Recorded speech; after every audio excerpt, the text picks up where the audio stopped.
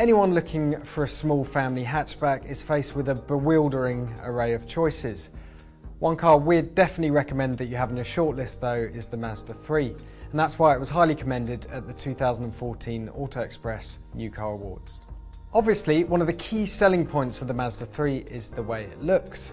Mazda uses what it calls the Kodo Soul of Motion design language on all its cars, and basically in plain English what that means is it tries to make them all look sporty. In the case of the Mazda 3, it's definitely succeeded. In fact, it tends to make its rivals look a little bit dull in comparison. Unfortunately, there's always going to be a slight trade-off for such a sloping roofline and coupe-like profile, and the compromise is that the rear space isn't quite as generous as some of the other cars in the class. And the boot, while a little bit on the small side, does have a useful square shape and decent functionality. If you do need more space though, there's always the Mazda 3 Fastback Saloon, and that has a bigger boot.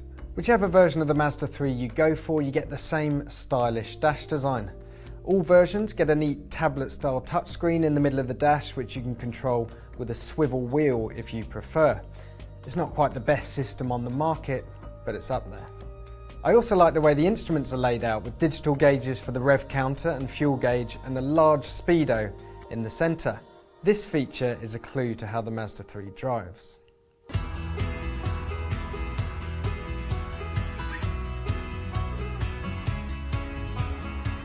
We test an awful lot of cars here at Auto Express, and the Mazda 3 is without doubt one of the best handling front-wheel drive cars money can buy.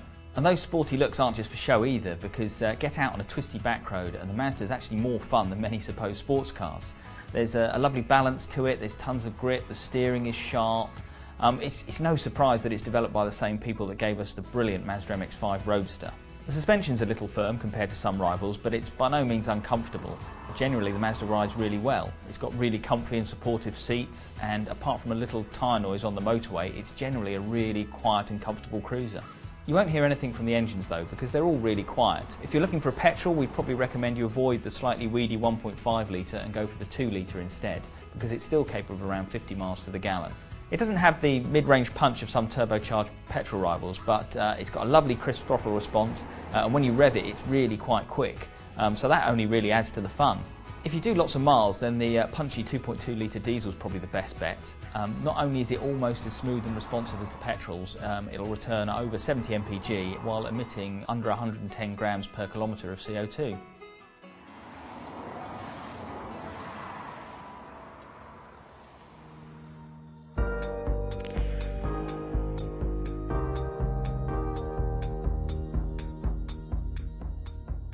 Well, all manufacturers are striving to make their cars as efficient as possible. That is the holy grail.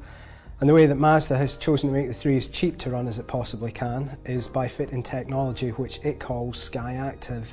One of the highlights of Sky Active is something called IE Loop, which sounds confusing, but it's not really. It recoups lost energy under braking and stores it in special capacitors rather than the battery, and uses it to help power the car's electrical systems.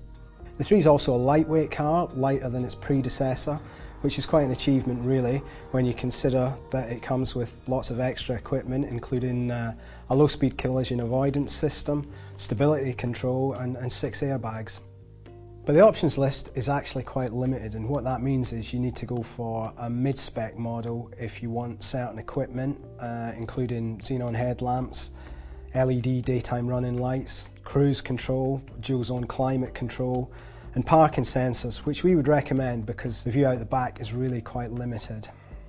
The good news though is that the 3 should hold its value pretty well come resale time.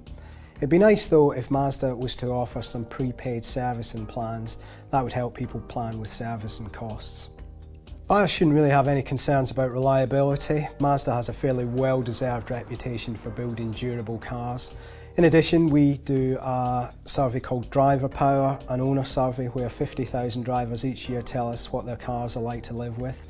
The Mazda 3 fared really well in the last survey, 2014. It finished in the top 25 out of 150, and that suggests that it will be a reliable car to run and live with. We actually ran a Mazda 3 in our fleet for the best part of 6 months, and it was based on our experiences living with the car day to day and running one that we decided to give it a commendation in the Auto Express New Car Awards this year. If you're looking for a car in this area of the market, it absolutely deserves to be on your shortlist.